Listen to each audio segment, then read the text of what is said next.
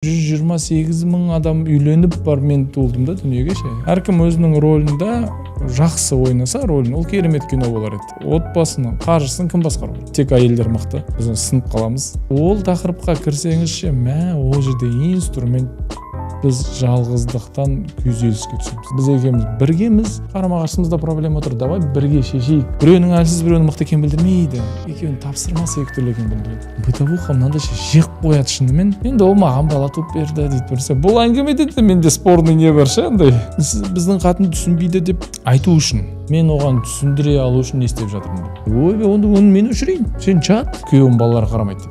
Еркек адамның ақша табуға менің ойымша ең маңызды мотивациясы отбасы. Құдайға шүкір біздің қазақтың қыздары ол мәселені өзіне алған ғой. Ол оның артықшылығы ол кісілердің. Күйеуін аямау керек. Еркек үшін авторитет 90 жаста болса да жұмыста жүріп қайтыс болып кеткен жақсы екен. Еркектер жеп көретін болдық мені қазір.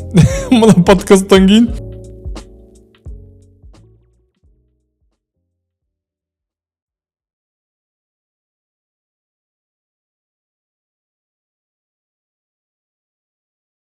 Заңғар әңгіме подкастының алғашқы қонағы сен және мен кітаптарының авторы, халықаралық коуч, психолог. Бізде қонақта Азамат Ысқақов мырза. Ассалаумағалейкум. Уағалейкумассалам. Қош келдіңіз Маңғыстауға. Қош көрдік.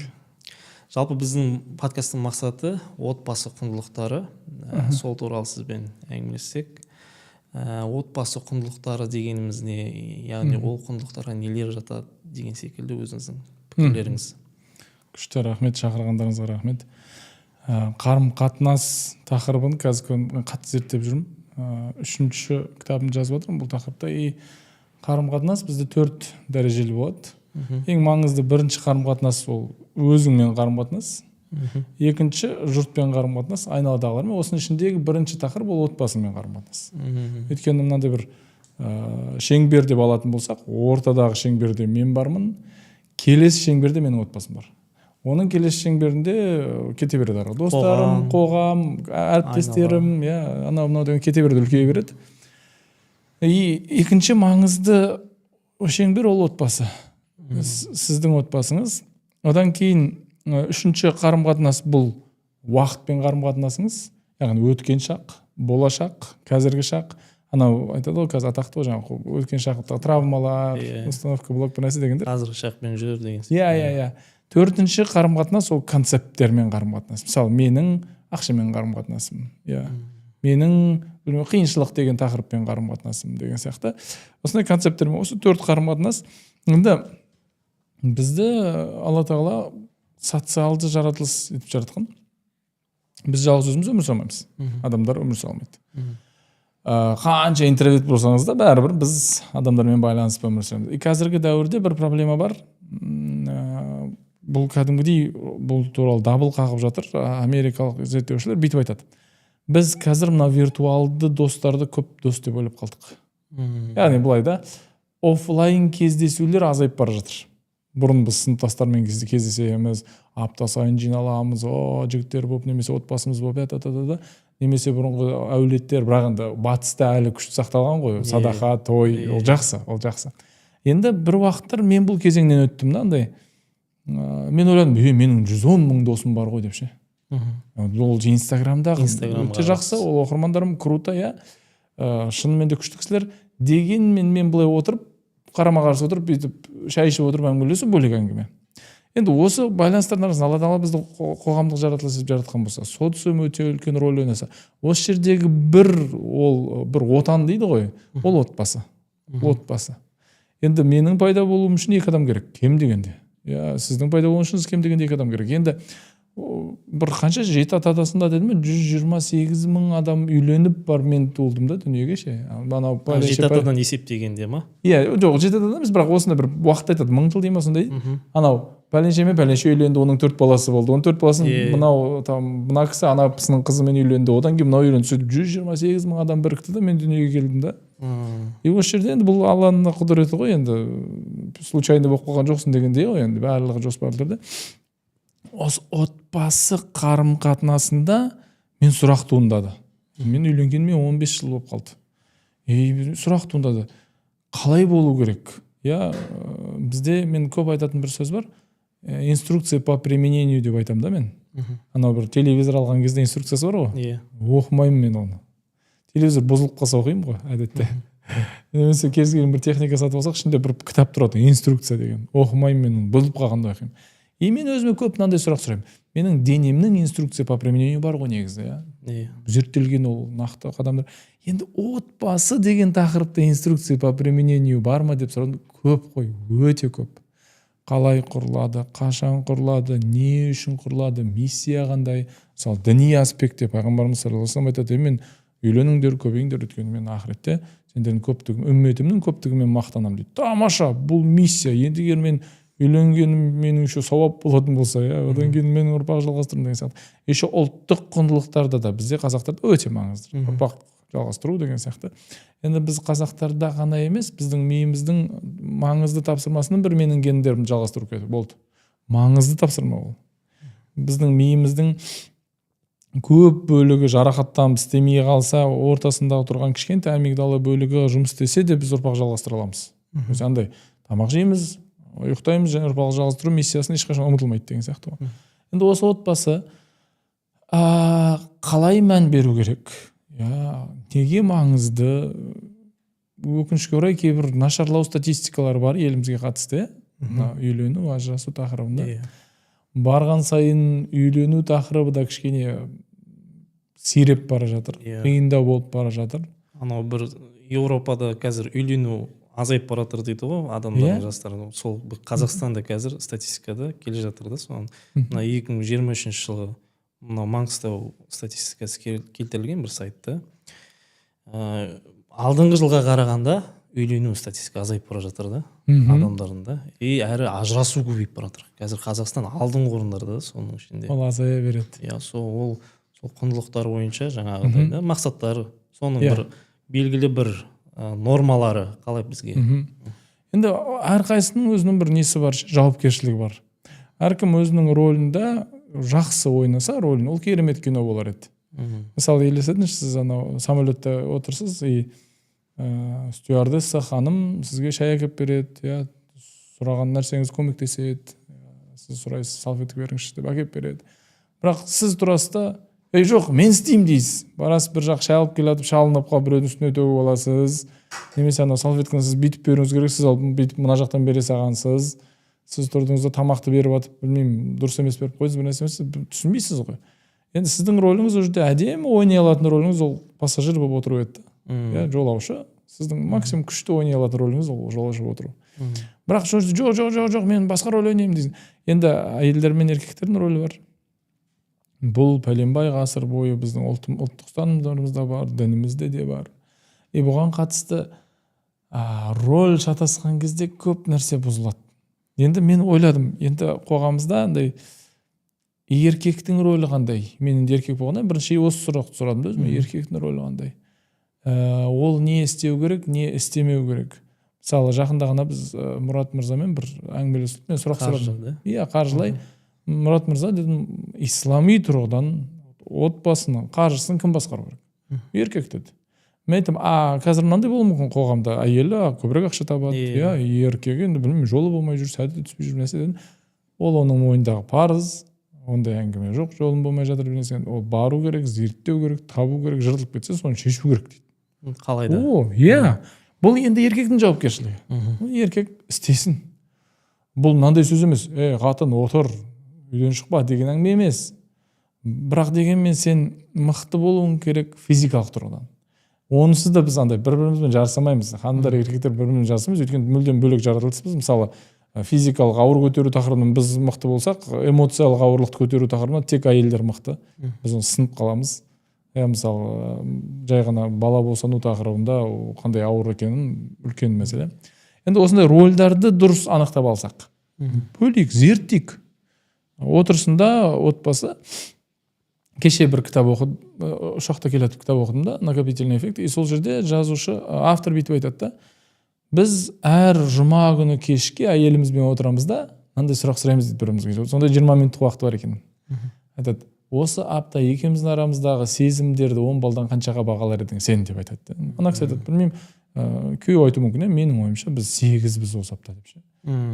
Сенің ойыңша анау айту мүмкін, немесе 9 немесе 6 деп айту мүмкін.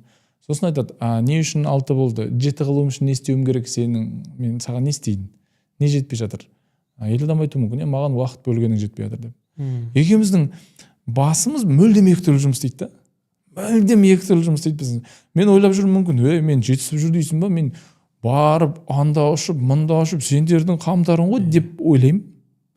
Ол кісі айтады, сен анда ұшқан, мында ұшқан керек жоқ, мен қасымда жарты сағат шай ішамасаң не керегі бар оны дейді да. Мысалы, екі түрлі. Енді ортада күшті бір дәнекер болар еді, сөйлесу. Методикасы көп. Жаңағы методика ұнады маған мысалы. Отырды 20 минут сөйлес. Осы апта екеуміздің арамызда қарым-қатынаста қаншаға бағалайсың? 10 балдық шкаламен. Күйеуі айтуы мүмкін 10 деп, әйелі 6 дейді. Ой, күйеуленіп, қалай болды, мен бәрі күшті деп жүрмін ғой. Сен маған ақша бермей қойдың дейді. Мен сен ақша сұрадың ба, не сұрамадым дейді. Мен сұрамасаң қалай беремін дейді анау. Екеуі түсіну. Иә, бұл сөйлесу керек еді. Менде тура осындай әңгіме болған. Бір күні алғашқы жылдар ғой, енді анау алғашқы жылдар біз бәріміз бір әйелімізбен күйеуіміз бірімізді нетеміз, анда күйеуі мен әйелі бір подстраиваться етеді, әдемі келеді. Ренжіп қалған, не үшін ренжіп қалды десем, бір нәрсе айттым, сіз ақша бермей қойдыңыз дейді. Мен айтам, сұрамадың ғой деймін ғой. Түсінсеңіз болады ғой дейді. Мен айтам, қара, мен түсінбеймін деймін да. Маған айт. Основная практика өтеміз рөлді анықтау. Сөйлесу ше. Құдайға шүкір, қазіргі жастар бұл тақырыпта мықты. Тұрады сөйлеседі үйленбей тұрып. Сенің өмірлік ұстанымдарың қалай? Менің өмірлік ұстанымдарым қалай? Мысалы, мен шетелге кетіп қалғым келеді деуі мүмкін ана кісі. Ана кісі айтады, жоқ, мен кетпеймін Қазақстаннан деуі мүмкін, мысалы. Анау мына депсе, осы сөйлесу керек. И бұған бір бөлек тақырып деп қарау керек. Мен кеше ғана ойландым да, мысалы, жүрміз, андай қатып қалған қағида, мен отбасымды асырау үшін жүрмін деп айтамыз ғой. Бүкіл табысым сол ғой деп ше. Бірімізден ойлаймын да, так, бүкіл табысым сол, бірақ қанша керек оған? Осы табыс табам деп жүріп, негізінде бұл табыстың бәрі отбасымның бақыты үшін болу керек еді. Бірақ сенің бүйтіп жоқ болып кетуің, түні бойы жұмыс істеуің, наоборот отбасың быт шығарып жатса, онда шынымен сол бағыттамын ба мен, или мен жеке меншік өзім көп ақша тапқым келетін бе? Деген сұрақтарды сұрай алуымыз керек. Не үшін қалыптасты, рөлдеріміз қандай? Бұл инструкция по применению деген тақырыпты зерттеу керек. Мына отбасы тақырыбы қалай болады? Қалай құралады? Қандай құндылықтары бар? Деген сияқты. Ол тақырыпқа кірсеңізше, ол жерде инструмент көп. Мысалы, жай ғана мен баяғыда бір 2016 жылда кітаптың атын ұмытып қалдым. Сол уақытта мен тұрамда әкелер күні деген нәрсе оқимын. Әлі күнге дейін мен сол методты қолданамын. Аптасына бір рет ұлыммен жеке екеуміз ғана әкелер күні. Еркектер күні. Еркектер күні. Ол жерге ешқандай қыз қатысамайды. Даже мамасы қатысамайды. Еркектер күні. Екеуміз барамыз, ойын ойнаймыз, Counter-Strike ойнаймыз, иногда кейбір кезде барып кітабын аламыз, тамағын жейміз, үйдеміз қалаған. Ол күні мысалы, сағат кешкі 8 болып кетті, мороженое жемеу керек деген әңгіме жоқ. Жегісі келсе жейміз деген сияқты. Енді бұл бір методика. Күшті. Енді мен сол еркектер күнінде мынандай нәрселерді еттім да. Білмейтін кісілер болса айтып кетейін, еркектер күні әкесі мен ұлының күні ғой. Кешке қарай жұмыстан кейін 3-4 сағат ұлыңызды аласыз, кетесіз болды. Ешқандай шарт жоқ, білмеймін, міндетті түрде мында бару керек, өзіңіз білесіз. Онда ұлыңыздың айтқанын істейсіз, бірақ ұлыңыздың қалағанын істейсіз. Еркектер күнінде мен ұлыммен арамдағы көп қызық мәселелер табылды ше, андай. Мен көп кішкентай ғой деп ойлайтын ұлым өте маңызды мәселелер айтылады екен. Қазірден. Алдында, папа, сен бүйтіп айттың, осы кезде байқадың ба, мама ренжіп қалды дейді да. Ойбай, сен 7 жасарсың деп ше, байқайды екен. Бірақ мен кішкентай деп жүрмін ғой. Сосын бір сұрақтар сұрасаңыз, өте серьезно жауап береді. Мен бүйтіп ойлаймын, түсінемін, сіздер кейбір кезде ренжисіздер ғой маған, бірақ мен мынандай деп айтады. Тыңдасаң. Енді осы инструкция по применению деген бірінші бөлік мен осы туралы айтқым келді. Оқу керек. Инструкция по применению. Мынау мәселені ақау шығып қалған жағдайда қалай жөндеуге болады, немесе бұл қалай жұмыс істейді дегенді оқу керек.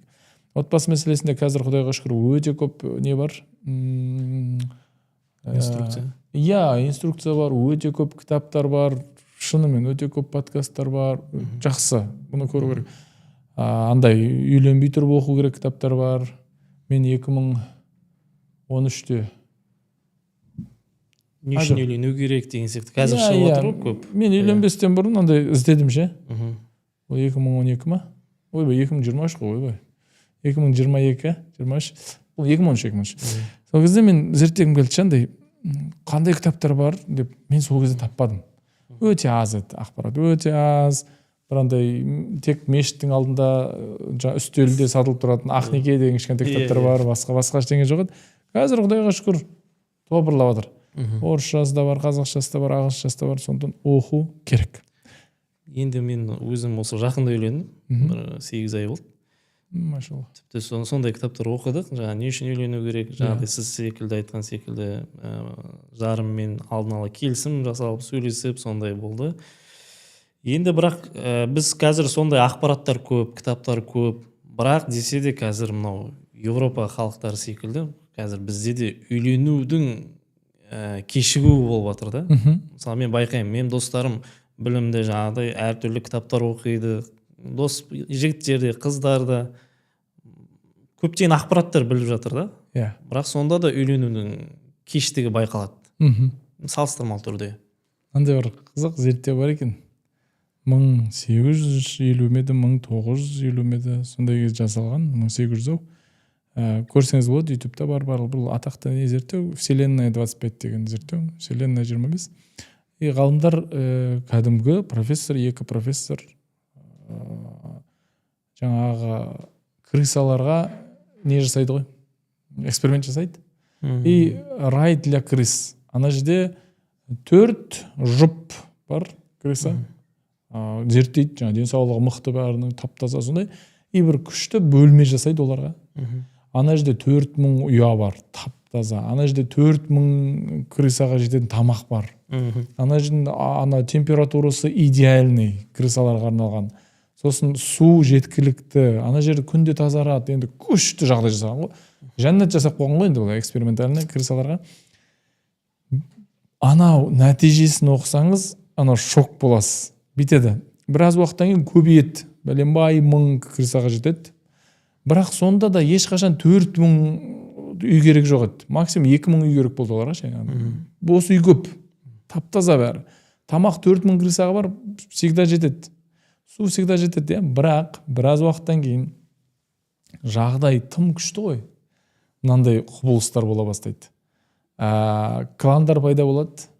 Мықты крысалар ұстап алады, тамақтарды бәрін жаулап тұрады. Ана әлсіздер кіре алмайды. Қалаған уақытта барып жей алмайды. Андай бір құдды бір рұқсат сұрау керек сияқты ма сондай. Өздерінің арасында жүйе дейсіз ғой. Иә, жүйе құрып алады. Бай крысалар пайда болады, кедей крысалар пайда болады. Ең қысығы крысалар енді үйлену деп айтқан ғой, жаңағы спаривание дейді ғой. Ұрпақ жалғастыру үрдісі күрт азайып кетеді.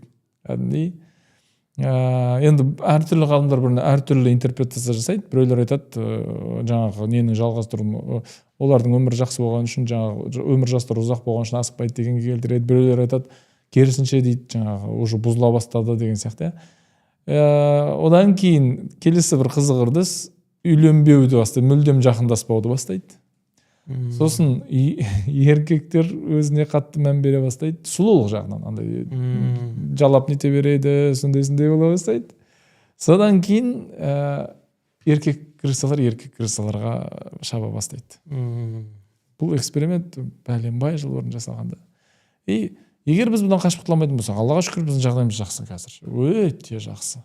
Енді қазір менің күш ұлым айтады, мен балетке барып көргім келеді дейді. Шошып кеттім. Балет не істеп ше? Басқа. Иә, бір күреске барсайшы деген сияқты. Бір шетінен ойлаймын да, қызық деймін да, мен кішкентай кезімде балет деген не екенін де білмейтін едім ғой деймін да. Қазір бұл да бір мәдениеттің бір орында тұр ғой енді. Мәдениеттің бір дәрежесі ғой ол да. Деймін да, бұл да. Енді біздің кезімізде бәлкім жағдайдың ауырлығынан біз бұндай нәрселерді мүлдем білмедік. Қазір барлығы күшті. Бір қызығы біз күрт күшті болып кетті. Тез күшті болып кетті. Мына нәрсені мен 2008 жылы бірінші рет көрдім айфонды. Бірінші айфонды мен 2008-де университетте оқып жүргенде бір оқушымнан көрдім. Онда мен ешқашан айфон көрмегенмін. Көп болған жоқ мынаның шыққанына. Мен өмірімде бірінші рет сотканы 9-шы сыныпта көргенмін. Көп болған жоқ мына құбылыстардың шыққанына. Біз бұнымен қалай әрекет етуген білмейміз. Осы нәрселердің бәрін жаңағы нәрсеге алып баратын сияқты да. Дұрыс қолдана алмасаңыз, сіз айтқан сияқты, не үшін отбасы құрамын мен, шаршап, оны тағы біреуге жауапкершілік алып, одан да бүкіл тапқан ақшамды өзім құртпаймын ба, қалаған уақытымда шетелге кетіп қалмаймын ба, қалаған уақытымда білмеймін спортмен айналысып, ұйқым келген уақытта ұйықтап, тұрғым келген уақытта тұрмаймын ба деп ойлауы мүмкін адам. Бірақ бұл көптеген зерттеулермен дәлелденген нәрсе, біз қоғамдық жаратылыспыз, біз жалғыздықтан күйзеліске түсеміз. Енді ол күйзелісті ешқандай ақша, ешқандай гаджет құтқармайды. Ол күйзеліс, терең рухани күйзеліс, ол адам өзін өзі жеп бітіреді. Сондықтан андай эгоистический нелер болмау керек. Бірақ үрдіс сондай, біз бұдан құтыла алмаймыз. Бұл бара жатыр, өйткені Европа сол. Біз Прагада өмір сүрген кезде, паркта жүргенде балалар аз еді. Тек күндіз балалар болады, мектептен шыққан бір нәрсе. Бірақ кешке қарай бір қол ұстасып жүрген бір ерлі зайыпты кісілердің баласы жоқ мүлдем. Кейбір кезде коляска келеді да, ох деп ойлап қаласың, баласы бар екен, біздікілер шулап жүрді, деп. Баласы бар екен деп қараңыз, бірақ коляска жақындағанда көресің, ішінде ит жатады, күшік жатады. Сонандай не қылғанда. Адамдар бұл үрдіс болса, барған сайын бұл солай бола беретін болса, жағдайдың жақсарғаннан біз зерттеуіміз керек бұны. Жалпы не үшін маған отбасы керек? Бұл жерде бір андай эгоистический мәселемен болмайды ол. Мысалы жаңағыдай айтып отырмыз, жаңағы гаджет шығып отыр, әртүрлі ақпараттар, әртүрлі технологиялар, мысалы балаңыз балет жайлы айтып отырдым. Енді мысалы сондай нәрсеге дайын болу үшін дайындық керек қой. Даму керек, былайша айтқан кезде да. Енді өзіңіз даму саласында айтасыз. Енді отбасы болған соң бұл жерде бірге, яғни біз деген ұғым келеді ғой. Жаңа жауапкершілік уже бізде, екеуде. Осы жерде қалай бірге дамыған дұрыс? Немесе жеке тұлғалық дамумен жүре берген дұрыс па? Сұрақ, бірге даму керек. Бірақ мына нәрсені түсіну керек, біз екеуміз мүлдем екі түрлі адам боламыз ғой. Әйелім бөлек адам, мен талап ете алмаймын. Неге сен аптасына 6 рет тренировка бармайсың деп ше, короче. Өйткені әйел адам. Ол айтпайды ғой, неге сен бала тумайсың деп ше. Мен шаршап кеттім деп ше. Екеуінің миссиясы екі түрлі ғой. Бірақ әрқайсының өзінің стадиясы бар. Мысалы, маған тренировкаға бару керек болса, ол кісіге бәлкім қызық емес болуы мүмкін. Барып құрбыларымен таңертең отырып шай ішу тура сол ләззатты беруі мүмкін. Оған барып бір келіншектермен жиналып бір тігінмен айналысу, бір нәрсе, ана бір өзінің хоббиларын табу керек. Бірақ міндетті түрде бір өсу болу керек. Бұл өсуді кәдімгідей андай сөйлесу керек. Мен мынау нәрселерді қалап жатырмын. Сен де мына нәрселерді таба алмай жатырмын. Немесе сен не қалауларың бар? Сіз біз деп айттыңыз ғой. Өте күшті. Мен бұл бір кітаптан оқып қалған, маған мысалы өміріме қатты үлесін қосты. Мысалы біз екеуміз бармыз деймін, келіншегіме ортамызға проблема кіріп кетті емес, біз екеуміз біргеміз, қарама-қарсымызда проблема тұр, давай бірге шешейік. Арамызға проблема кіре алмайды. Біз екеуміз біргеміз, ананы шешуіміз керек. Деген әңгіме, мысалы бір кітаптан оқыдым, мен қатты қолданамын. Мен келіншегім кейін айтады да, маған сол кезде енді кризистер болады ғой неше түрлі. Сол кезде мен жеңілдеп қаламын дейді. Сіз айтасыз ғой дейді, екеуміз бірге шешейік деп. Андай емес, сен неге бүйтпейсің, сен сөйтпейсің емес. Екеуміз бірге шешейік деген. Сол үшін бұл тұрақты зерттелетін тақырып, тұрақты бірге өсетін тақырып, бірақ қате нәрсе мынау, мен еркектерге қойылатын талапты қоя алмаймын әйеліме. Сен де неге барып күреспен айналыспайсың деп, сол кезде фигураң күшті болады шығар деп. Жоқ, әйел адам фигурасы күшті болмайды күрестен. Ол жақта гормондар бар ғой. Әр гормон әртүрлі нәрсеге жауап береді ғой. Мысалы жақында бір қызық бір подкаст көрдім, өзде жаңағы гендерлік саясатпен спор болып жатыр да, енді әйелдер жиналып алып айтады, сендер еркектер айтады, сендер екеуі спор болып жатыр. Мысалы бір әйел айтады да, сен дейді түнде бала жыласа да оянбайсың ғой дейді да. Күйеуіне айтып жатыр ғой енді. Енді ана жерде бір кісі жауап береді, маған ұнады, бұны зерттеп көру керек, әрине қаншалықты бір рас екен, бірақ айтады, қара дейді, біздің миымыздағы тапсырмалар бөлек, сендердің миыңдағы тапсырма бөлек те, еркек пен әйелдің арасында ше. Енді сізде мынандай гормон деп атын айтады. Мына гормон бар дейді. Ол гормон балаңның жағдайының жақсы болуына тікелей байланысты. Балаң жай ғана деп жылап қалса, ол оянады. Оятады ол гормон сені миыңда, потому что түні бойы сол сканермен жатыр ол. Бала жыламады ма, бала жыламады ма. Еркек бала жылаған кезде оянбайды, өйткені ол гормон жоқ. Бірақ егер де отбасына қауіп төнетін бір дауыс шықса түнде, ол оянады, бірақ әйел оянбайды. Бұл енді біреуінің әлсіз, біреуінің мықты екенін білдірмейді. Екеуінің тапсырмасы екі түрлі екенін білдіреді. Мақсат екі түрлі. Мысалы, мен ұйықтап жатқан кезде мына көшеден бір түрлі дауыс шықса, білмеймін, бір қауіпті ау деген дауыс, білмеймін, шынылардың тың-тың соғылып жатқан бір дауысы қайта-қайта шығып тұрса мына жерде, немесе бір жігіттер отырып мына жерде гитара ойнап отырса, мен оянам. Табиғатында мен барып сөйлесуім керек. Жігіттер, біз мында ұйықтап жатырмыз, менің отбасым бар, басқа жаққа барыңдар деп ше. Бірақ тың қидаған нәрсеге әйел оянбауы мүмкін.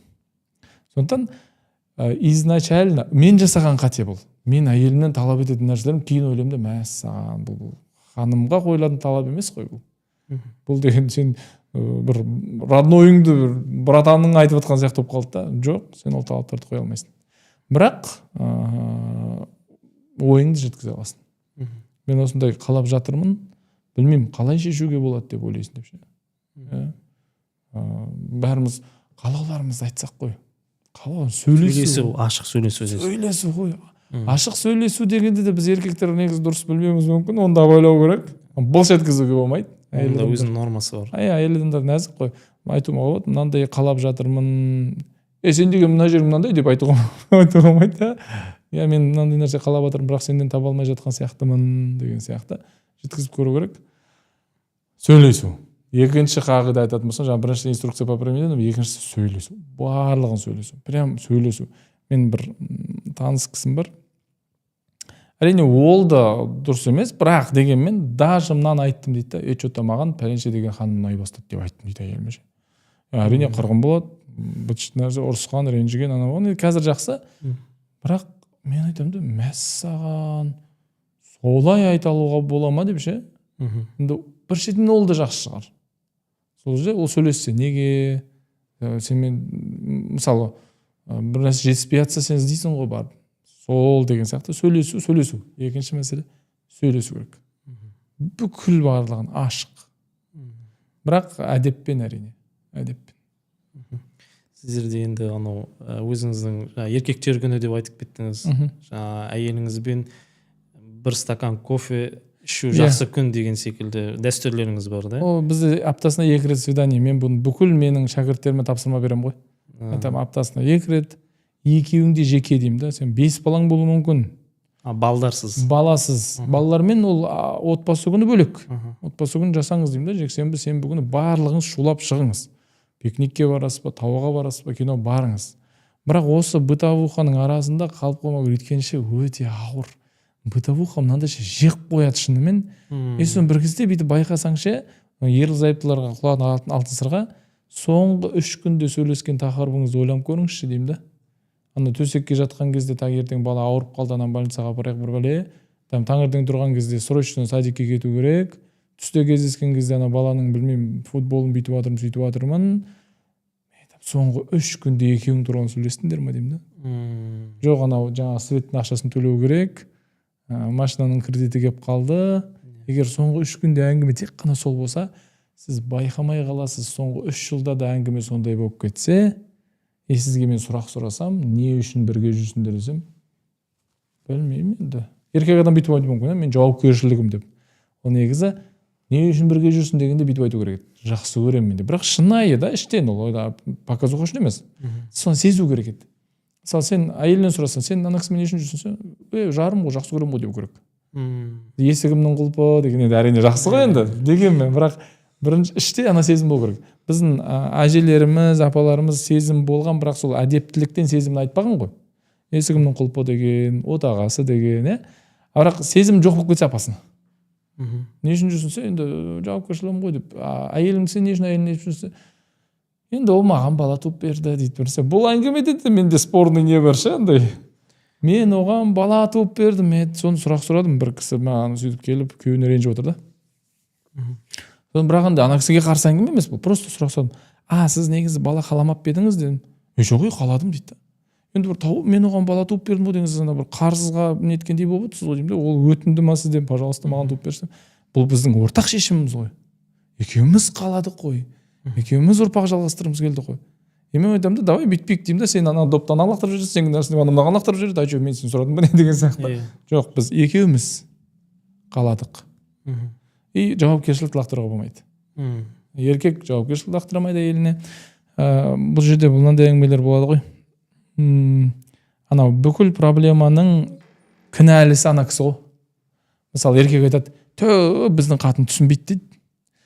Әйел айтады, ана кісі санаспайды, менің сезімдерімді сұрамайды бір нәрсе дейді. Екеуі де сол лақтырып салады.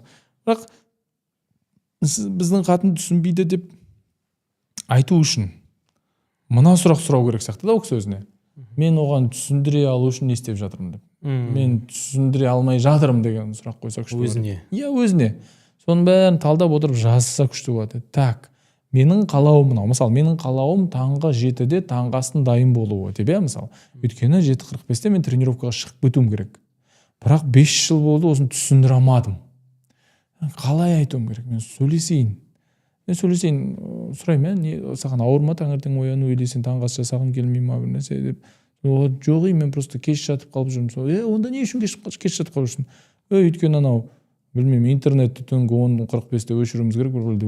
Онда оны мен өшірейін. Сен жат. Онсыз да жүрмін ғой, мен сотқа шықлап отырмын. Мен өзіме жазыламын деген сияқты. Анау түбін сөйлесе алсақ. Мысалы, андай бір кісі келеді, андай әйелім өзіне қарамай кетті дейді. Запустила себя дейді ғой, жаңағы дене болсын. Сіз не істедіңіз? Қандай жағдай жасадыңыз? Мен не істеймін? Мен таңертең кешке дейін жұмыста пақай деп жүрмін дейді.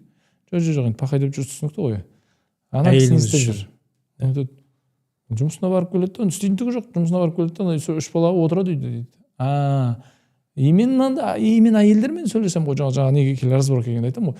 Спортпен айналысып сөйлесем, уақыт жоқ дейді. Неге уақыт жоқ деймін ғой. Аптасына 3 рет, кешке қарай 45 минут. 1 сағат. Тіпті қазір күйеуім қызанады деп айтуға не жоқ, өйткені қазір әйел клубтар көп. Тек әйелдерге арналған спорт клубтар көп қазір. Тек мен келіншегім сондайға барады, мысалы. Тек әйелдер ол жерде. Атын айтпай қойын, не болып кетпесін, жаңағы реклама болып кетпесін. Бірақ сонда тек әйелдерге арналған клубтар бар. Барсын, қадағала. Күйеуім балаларға қарамайды дейді. Мен айтамын, сіз неге қарамайсыз? Мен ұрысып қала беремін олармен дейді. Онда ненке жалда. 1 сағаты 1,5 теңге бізде Алматыда. Рахат қой. 3 сағат жалғыз 4,5 теңге болды. Барсын әйелің тренировкасына деген сияқты. Сен не істедің деген. Екеуміз әрине бұл андай емес. Сен не істедің, мен не істедім деп айтысу үшін емес, бірақ екеуміз екі жақтан шешуіміз керек. Мысалы, ол кісі де айта алу керек. Мен таңертең тренировкаға барғым келеді, бірақ балаларды 1,5 сағат пробкамен мектепке апаратын кезде мен шаршап қаламын дейді. Давай онда не істейік? Онда развозка жалдайық. Сен апарма. Үйге келіп, көлікпен алып кетсін. Сол кезде бақыттысың ба? Ол кезде мен күнде таңертең спортқа барамын. Болды, келістік, давай. Мен развозканың ақшасын төлеймін. Сол үшін жұмыс істеп жүрмін ғой мен негізінде. Мынаны байға ұмытып кетпеу керек та. Еркек адамның ақша табуға менің ойымша ең маңызды мотивациясы отбасы. Ең маңызды. Мен мына рубашканы киіп жүргеніме, шешпей киіп жүргеніме 5-6 ай болған шығар. Шешпеймін мен мынаны, ұнайды маған. Бір күн әйелім айтады, анау ескіріп кетті дейді, анау уже өңіп кетті, тастайықшы дейді. Сол кезде мен ойладым, рубашка ауыстырайық па деп ше. Жеке маған мынаны ауыстыру деген идея келмейді ешқашан. Мына джинсы мен біраз болды киіп жүргеніме. Шешпеймін мен бұны. Маған ыңғайлы болса болды. Түр әдемі, ыңғайлы ма? Болды, таза болса болды. Ол анау түтіліп кетіпті, мына жері қажалып кетіпті деген қарамаймын ғой мен. Енді менің жалғыз мотивациям. Мысалы, менің ұлым Барселонаға футбольный клубқа барғысы келеді. Мен зерттеп жатырмын. Таңертеңде сұрап жатырмын, қанша тұрады, не болады деп. Мен басыма жаңа мақсат пайда болды. Так, шамамен 1 миллион теңге керек маған. Ұлыма, кеттік, жасайық. Келіншегім тұрады да, маған мынандай керек дейді. Мысалы, Парижге апаршы мен дейді, мысалға, маған 3 миллион теңге керек. Кеттік. Сосын мен тұрамда балаларымды жекеменшік мектепке бергім келеді. Мемлекеттік мектепті жамандамаймын, бірақ бір ғана маған ұнамайтын аспект оқушының көптігі ол жерде. Мен өзім 9 жыл мұғалім болған адаммын. Ұстаз мемлекеттік мектепте мұғалім болғанмын. Сенің сыныбыңда 25 бала отыра ма, немесе сенің сыныбыңда 12 бала отыра ма, разница жер мен көктей. Сен ана 12 баланың барлығын басынан сипап мақтап кете аласың. Бірақ 25, 26, 32 баланы үлгермейсің сен. Ол жерде ұстаз әлсіз емес, ұстаз мықты. Мектеп нашар емес, мектеп мықты. Программа әлсіз емес, программа мықты. Просто адам көп. Фактор сол ғана. бір бөлмеде 32 адам отыра ма, бір бөлмеде 10 адам отыра ма, айырмашылық жер мен көктей. Сол үшін ғана мен жеке меншік мектепке бергім келеді. То есть әрине фактор көп қой, бірақ сол фактор қатты рөл ойнайды. Менің балам 14 баланың ортасында отырсын, немесе 12 баланың ортасында отырсын. Сол кезде ұстаз менің балама келіп айтады: Айбек, оқыдың ба? Айбек, тапсырманы көрсетші. Айбек, үй жұмысын көрсет деп айтуға үлгереді деймін да. Енді бұл ақша ғой. Мысалы, Алматыда частный мектептер 400 мың, 500 мың айына. Бізге осы ғой мотивация. Мен қыз келіншектерге айтамын да, күйеуіңнің деп жаңа түзде пақайт етіп, ана басқа партнерлармен сөйлесіп, біреулермен кездесіп, мәселені шешіп жүруінің бүкіл хикметі сенсің. Сен ләззат алудан. Бірақ мынаға тең жасама, ақша сұрамай қойма.